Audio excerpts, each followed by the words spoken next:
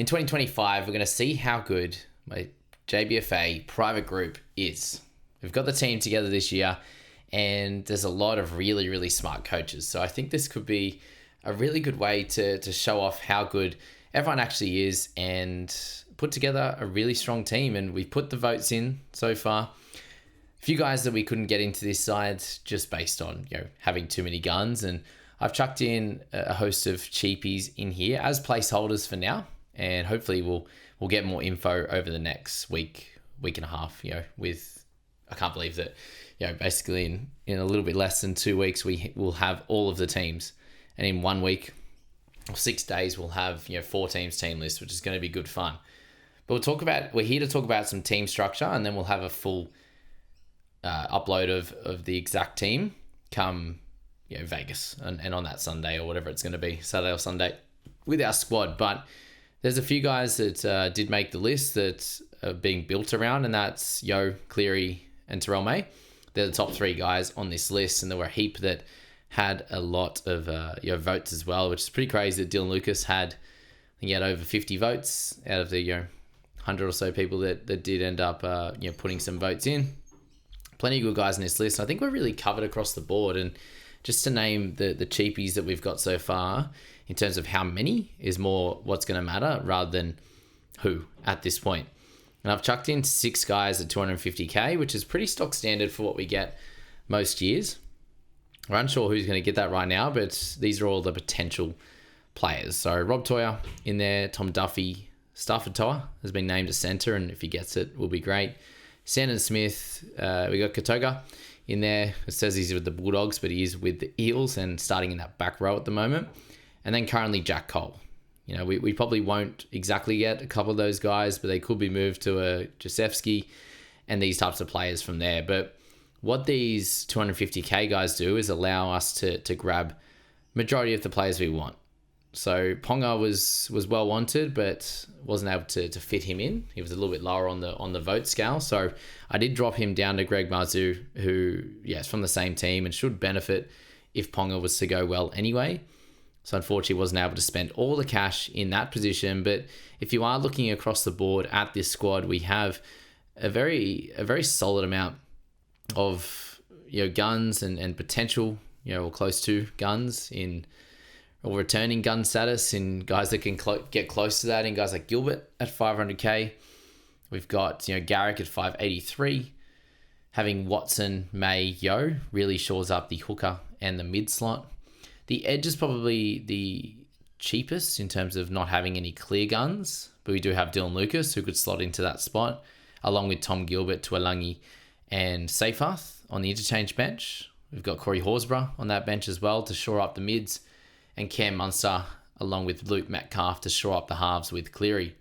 As I said, with Lucas in that centre position, he's going to partner Rob Toyer at the moment, and I think this is cool that we've got that one cheapie in the starting 13 there, and then Tom Duffy is our second 250k or less player that's going to be in the 17. So you're looking at a squad there with only 2 players that are under 300k in the starting side, and then we've got guys like Stafford Toa, Sandon Smith, Katoga, and also Mr. Cole on the emergencies there. So overall, it's looking like a pretty solid setup, and you do need to go through each position and find out if you are a little bit light in that spot. And I personally don't think we are. If things don't work out in certain spots there with those mid-range players in the edge, for example, or potentially with not having a clear top gun in the wing fullback slot, we can build up to that, which I think is cool. So that's probably the only one where it's not having a clear top gun right now. And we obviously just got the news about Latrell as well, so he's out. And if you're looking for a gun, there's obviously a couple in Ponga, Turbo, all these types of guys, but they haven't made the squad right now, and it's a position we will build to. And if it doesn't go right in certain spots, you can increase and improve in those certain areas. So have a look at your squad and look structurally if you've got enough in each position, or if you don't, then the players, or is there enough players that you can potentially build towards over the next, the first bunch of weeks or the first month or two of the season as well. And now looking at the squad as well, we want to focus on buy round guys. How many do we have each and every week? So for Titans, we don't have any. For the Storm, we do have the one in Cam Munster. So that's a good looping mechanism next week. We're not sitting with too many. Round 3, we have no Dragons. Round 4, we have 2 Knights.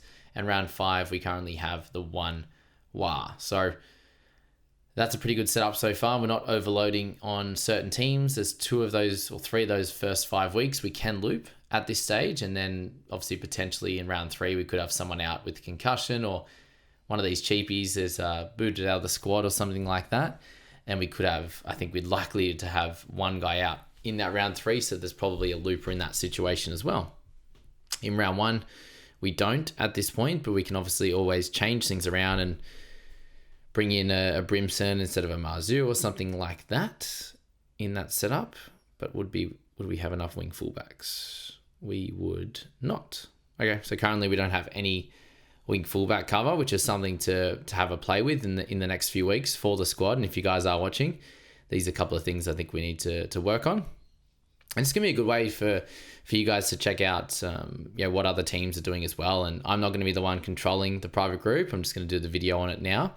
And once we get set up for round 1, we're going to have someone doing a video on the private group, whether it be Scoop or someone else from the private group that's in the content team.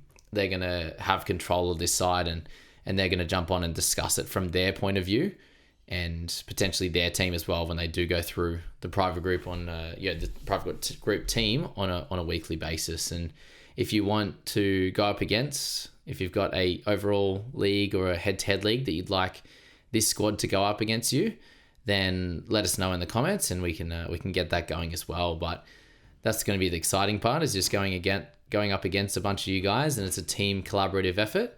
And I think we'll have a pretty fun season on that front. Looking in the positions as well, guys, you do need to go, well, where's the potential upside? We have guys like Yo and Yo that doesn't have a tremendous amount of upside, similar to that with guys like Lucas. But everyone else in here has the potential to go to gun status. Gilbert could potentially be a 50 guy. Corey Horsburgh's been there before. Greg Marzu's been up at 50. Same with Garrick. Same with Munster. Seyfarth has those types of scores if he gets the spot. So I think it's a fairly strong upside type of squad.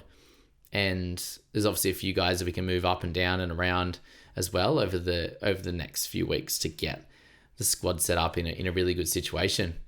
Some other news we just got was a little quick interview that Isaiah Papali'i just went through, and he doesn't actually know if he's going to be starting on the edge or playing bench or starting off the bench, for example. So that probably means he's not going to play the full 80, which probably counts him out of some sides, I think, as much as we want him. It does sound like there's a bit too much news or a bit too much going on around that position, and a little bit too much up in the air to make that clear decision.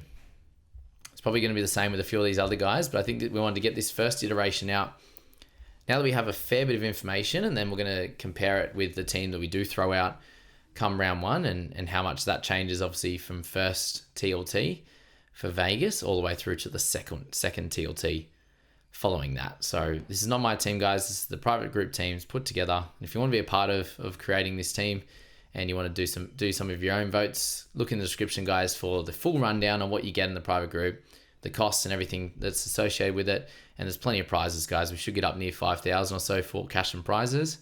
And we've got a tipping comp. We've got all different sorts of things with fantasy and Supercoach as well, along with all my analysis I can help you with, and a team full of incredible people that can help you get from where you were last year, if it was 2, 3, 4, 5, 6, 10,000, all the way into that top 1K.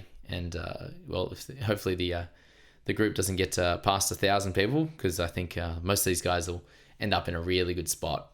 That's the private group team, guys. If you want to get involved in it, as I said, you know where to go.